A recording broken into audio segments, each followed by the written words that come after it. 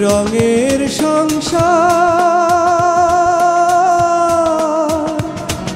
রঙের সংসার, রঙের সংসার।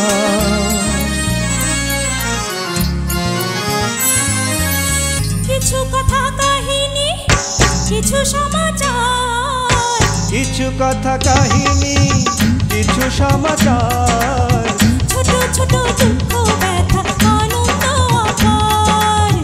এই নিয়ে আমাদের রঙের সংসার, রঙের সংসার, এই নিয়ে আমাদের রঙের সংসার।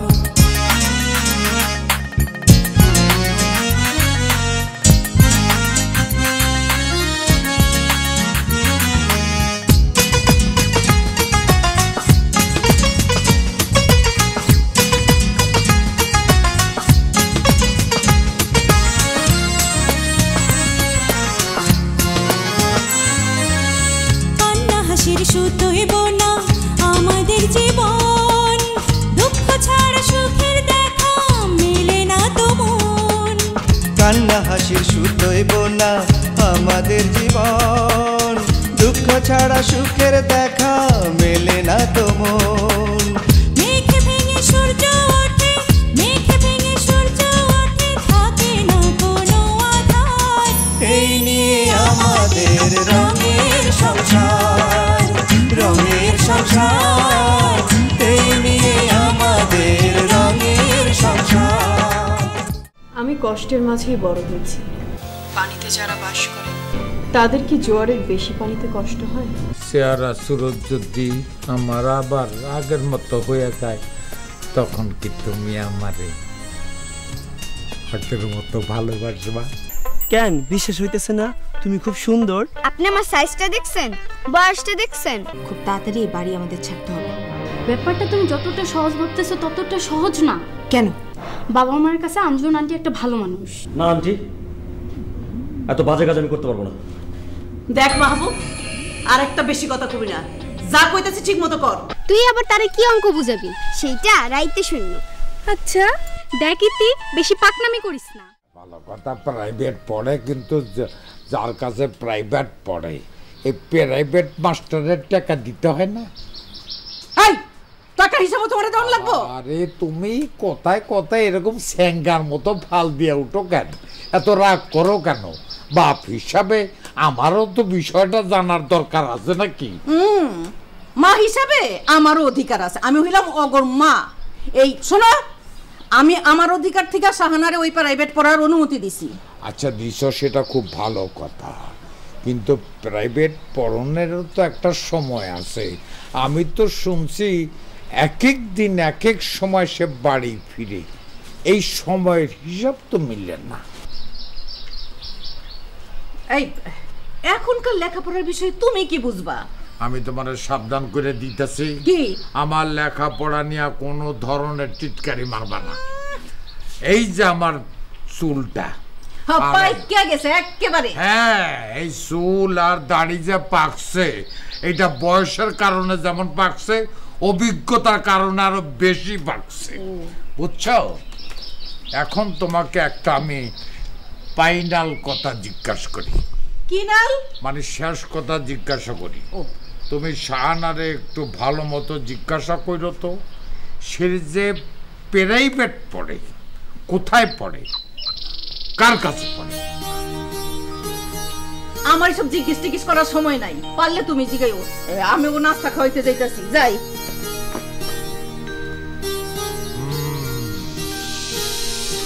ডাইল মে কুছ কালা হ্যায়, এই মেয়ে লোকটা আমার কাছে কিছু লুকাইতেছে।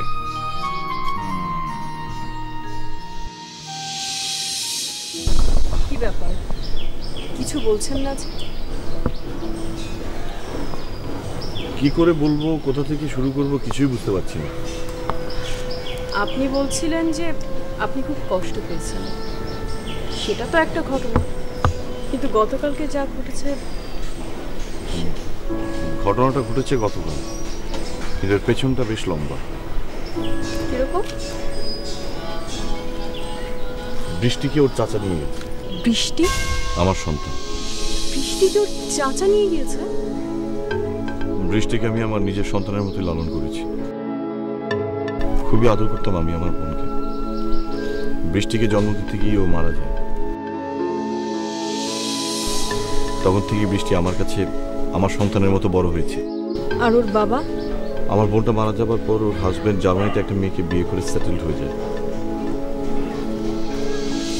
আশ্চর্য, যে চাচা এতদিন পর্যন্ত কোনো খোঁজ খবর রাখেনি সে আজ এলো আর বৃষ্টিকে নিয়ে গেল।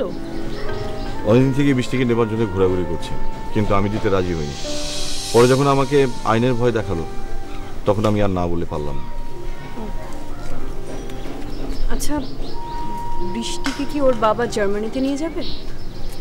মনে হয় না। আসলে বৃষ্টি এখানে থাকলে ওর বাবা টাকা পাঠাবে। টাকাটাই আসল উদ্দেশ্য ওর চাচার, বৃষ্টি নয়। আশ্চর্য এই পৃথিবী। পৃথিবীটা আশ্চর্য না, আশ্চর্য হলাম আমরা মানুষরা। বৃষ্টির বাবা কি জানে? আমার বোনকে সে খুবই ভালোবাসত। আমার বোনটা মারা যাবার পর এদেশে থাকা তার কাছে খুবই অসহ্যকর হয়ে দাঁড়িয়েছিল। তারপর সে যখন জার্মানি চলে গেল, আসলে আমি চাই না এইসব নোংরামের মধ্যে ওকে টেনে আনতে। আসলে আমি যতই আপনার কাছাকাছি আসছি, যতই আপনার কথা শুনছি, আপনাকে আমার ততই ভালো লাগছে। কাজল, এখন সব কথা আমাকে বলে নিশ্চয়ই আপনি অনেক হালকা বোধ করছেন। অনেক অনেক ভালো লাগছে। এটা জেনে আরো বেশি ভালো লাগছে যে আমাকে আপনার ভালো মানুষ মনে হয়েছে। আরেকবার বলবে মানুষ হিসেবে আমাকে তোমার ভালো লাগতে শুরু হয়েছে।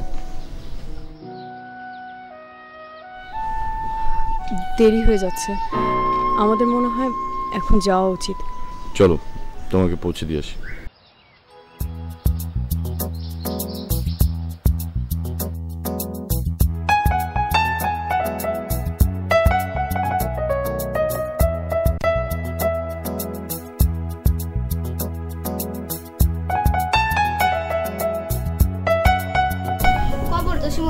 এইখানে তো দাদির কবর ডালিম গাছের তলে 30 বছর ভিজে রেখেছি দুই নয়নের জলে। আস্তে পড়স না বাপ, তো দাদির কবর লাগে। চুপ কর। এতটুকু তারে ঘরে এনেছি, সোনার মতন মুখ, পুতুলের বিয়ে ভেঙে গেল। ইতি, তুই যে ওনারে অঙ্ক বুঝাইতে গেলি, তার কি হলো রে? আসলে আমার অঙ্ক একটু উলটপালট ছিল। কিরকম? উনি আসলে আমার জন্য বাঁশি বাজান না, বাঁশি বাজান আমাদের একজনকে শোনানোর লেগা। কার লাইগা? আহা, এসব কথা এখন থাক না। আব্বা তো এমনি শাহনাপুর প্রাইভেট পড়াটা নিয়ে কত চিন্তিত, তার উপরে যদি আবার এগুলা শুনে অনেক রাগারাগি করব। চুপ করে পড়তো, এসব বাজে কথা বাদ দে। আচ্ছা, আমরা 4 বোন এক ঘরে বসে পড়াশোনা করি, আর শাহনাপু অন্য ঘরে পড়ে কেন? আরে ব্যাকির, আমগো পড়া আর শাহনাপু পড়া কি এক রে? এক। বড় কঠিন পড়া। ঠিকই কইছিস। কিন্তু আমার কেন জানি মনে হয় শাহনাপু আমাকে এড়ায় থাকতে চায়। সে আমাকে কাছ থেকে কি জানি লুকাইতে চায়। আমার মনে হয় সে ইচ্ছা করে আলাদা পড়ার ঘর বানাইছে। আমার এই কথাটা আগেই মনে হইছে।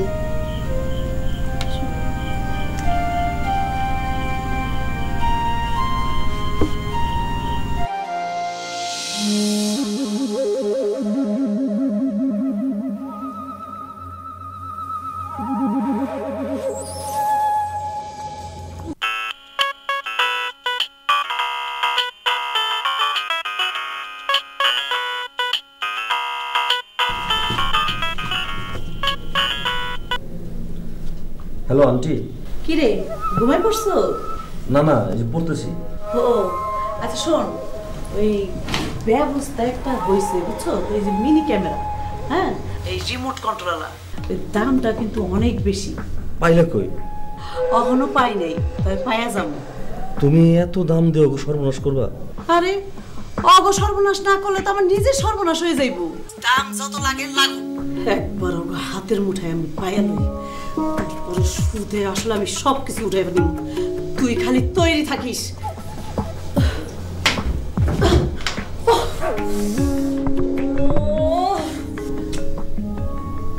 মুম্বাই কোন সমস্যা? সমস্যা মানে কি? মারাত্মক সমস্যা। করবো বুঝতে পারতেছি না। আপনি কিছু মনে না করলে আমার খুলে বলতে পারেন। তুমি এটা কিছু বলতে পারবো না। কোনো সমাধান দিতে না পারলাম, ভালো মন্দ পরামর্শ তো দিতে পারো। আপনি একটু খুলে বলেন না আগে।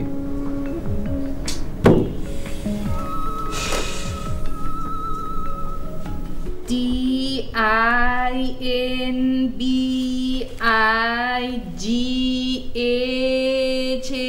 না, আরে মা পানির দিয়ে আসতেছে।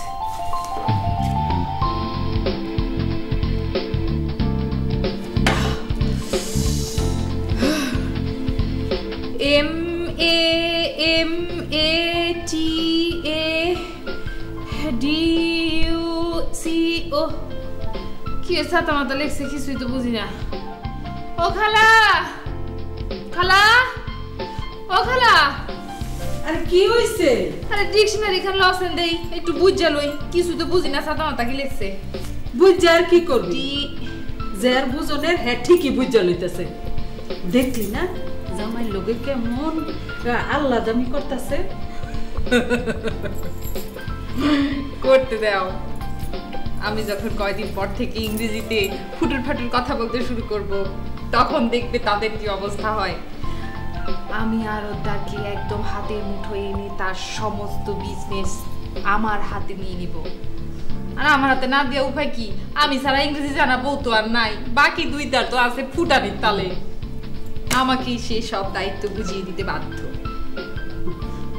মাঝে ভাবি বুঝাবুঝি পরে করে আজকে কি রান্ধুন এটা কোন নয়ন আবার আয়া করতেছে। এই নয়ন এলে তোর কি? ইয়েস, তোমার তো নয়নের দিকে চোখ কেন? নয়ন এলে নয়নরে খাইতে দিতে হইব। তো আমি কি করব? কি আমার বাগনি বাড়িতে বসে দাসী বান্দির মতো খাইবো আর বড় জনে আল্লাহ করে বেরাইবো? হ্যাঁ, নো, নেভার। আমি খাবো না এখানে। আমি আমার আন্টিকে নিয়ে চাইনিজে গো করব এবং সেখানে ইট করব। কি করবি? চাইনিজে গো করব এবং সেখানে ইট করব, মানে চাইনিজে যাব এবং সেখানে খাবো। চাইনিজ খাইন কিন্তু বাসায় কি রানবো এটা কয়া যান। তোর যা খুশি তাই ready fail, I don't care. চলো আন্টি চলো। শোনো, যাবার সময় কিন্তু আমার ডিকশনারিটা নিয়ে যেতে হবে, বুঝলে? কারণ ওই দুজন ফালতু আছে না, হেরা যদি পরে লাই তাহলে আমার কি হইব? সরো, ডার্টি ডার্টি কাপড় পরেছো। আর শোনো, মুখের মধ্যে অনেক দাগ হয়েছে, রান্না করার পর একটু সময় পেলে ডাল বাটা মুখে রেখে বসে থাকিস। এরা দুইজন যে কি শুরু করছে!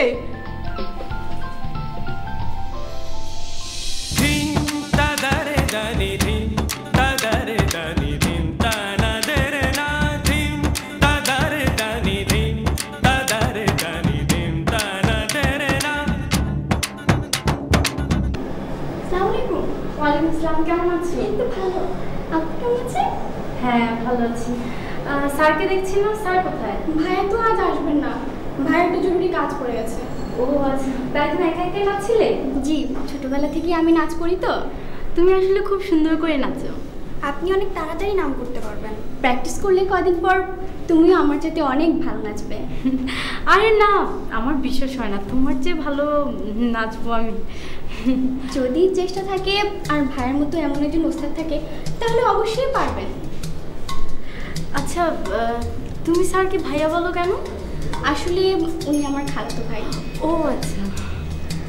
ছোটবেলায় নাচের প্রতি আমার প্রচণ্ড টান দেখে উনি আমাকে বড় হলে ঢাকায় নিয়ে আসবেন। আচ্ছা, তারপর যখনই গ্রামে যেতেন আমাকে শেখাতেন। স্কুল পার হবার আগেই বাবা মারা গেল। তারপর এসএসসি পাশ করার পর উনিই আমাকে ঢাকায় নিয়ে আসলেন। আসলে এই স্যারের মনটা খুব ভালো। জি জি। যেহেতু স্যার আজকে আসবে না, আমি থেকে কী করবো? আমি তাহলে আসি। ঝুমরাপা আসবেন প্র্যাকটিস করতে, আপনি চাইলে বসতে পারেন। না না, আসি। হ্যাঁ আচ্ছা ঠিক আছে। আসসালামু আলাইকুম। ওয়ালাইকুম আসসালাম, ভালো থেকো। চল ওদানি ওদানি দের দের তানি তানা দের না, ওদানি ওদানি দের দের তানি তানা দের না।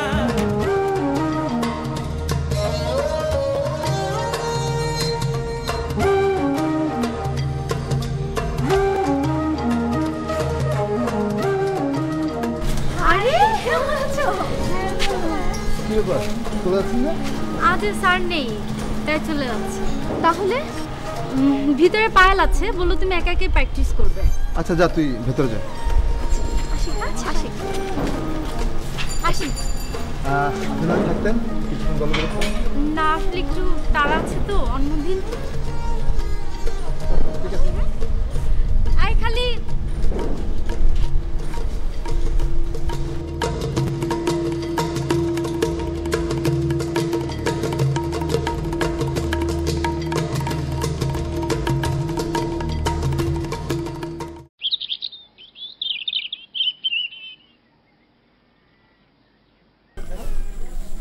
আসেন মেম্বার সাহেব, আসেন। আসসালামু আলাইকুম। বসেন বসেন বসেন। চা খাইবেন? চা? চা? হ্যাঁ হ্যাঁ, চা খাইবেন?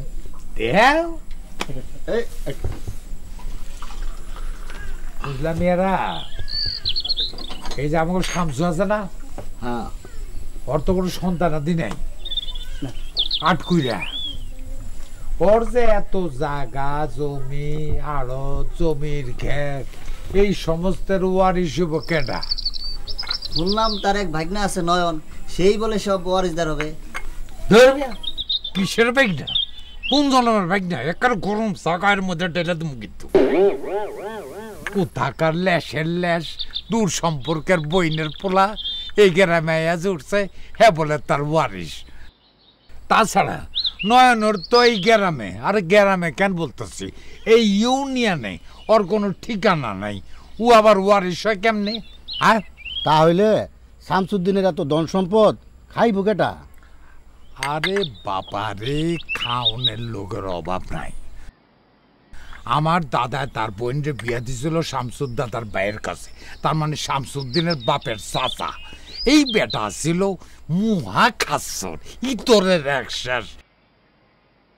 আমার দাদির বোনটারে যৌতুকের জন্য কি পিডানটাই না পিডাইতো। কোন কি মেম্বার সাহেব?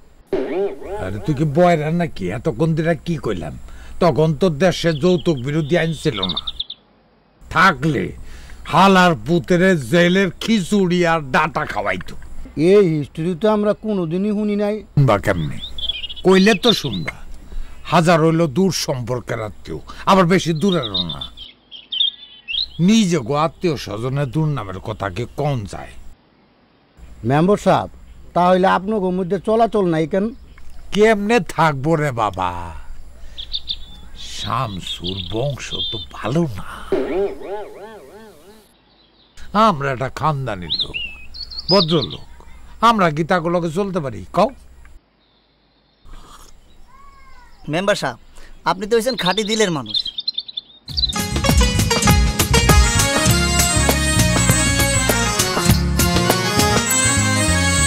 রঙের সংসার রঙে ভরা, চলছে কত খেলা, সেই না খেলা খেলতে খেলতে কাটে সারা বেলা। রঙের সংসার রঙে ভরা, চলছে কত খেলা, সেই না খেলা খেলতে খেলতে কাটে সারা বেলা।